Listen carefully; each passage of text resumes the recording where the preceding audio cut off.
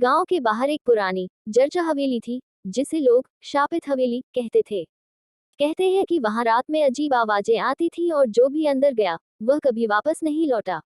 राजू, जो गांव का सबसे निडर लड़का था, इन कहानियों पर यकीन नहीं करता था। उसने तय किया कि वह इस हवेली की सच्चाई का पता लगाएगा। रात के 12 बजे, हाथ में मशाल लिए, वह हवेली के अंदर गया।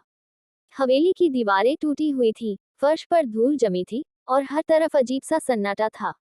जैसे ही राजू एक कमरे में दाखिल हुआ, दरवाजा खुद ब खुद बंद हो गया। हवा ठंडी हो गई और उसे ऐसा महसूस हुआ जैसे कोई उसकी गर्दन के पास सांस ले रहा हो। उसने मुड़कर देखा, लेकिन वहां कोई नहीं था। तभी एक भारी भरकम आवाज आई, तू यहाँ क्यों आया है? राजू के रोंगटे खड़े हो गए। डर के मारे उसके पैर कांपने लगे। उसने देखा कि एक सफेद साया धीरे धीरे उसके करीब आ रहा था। उसकी आंखें सुर्ख लाल थीं और चेहरा झुलसा हुआ था। भूत ने कांपती आवाज में कहा, मैं इस हवेली का मालिक था। लालच और धोखे की वजह से मेरे अपनों ने मुझे मार दिया और मेरी आत्मा यहाँ कैद हो गई। जब तक मुझे मुक्ति नहीं मिलेगी, मैं हर घुसपैठिए को सजा देता रहूंगा।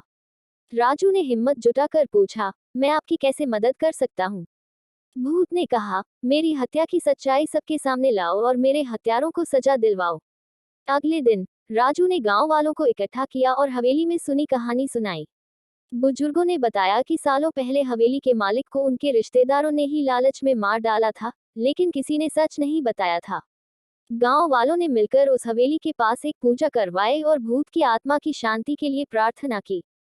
कुछ दिनों बाद हवेली में अजीब घटनाएं होना बंद हो गईं। राजू ने अपनी बहादुरी से गांव को एक बड़े भय से मुक्त किया।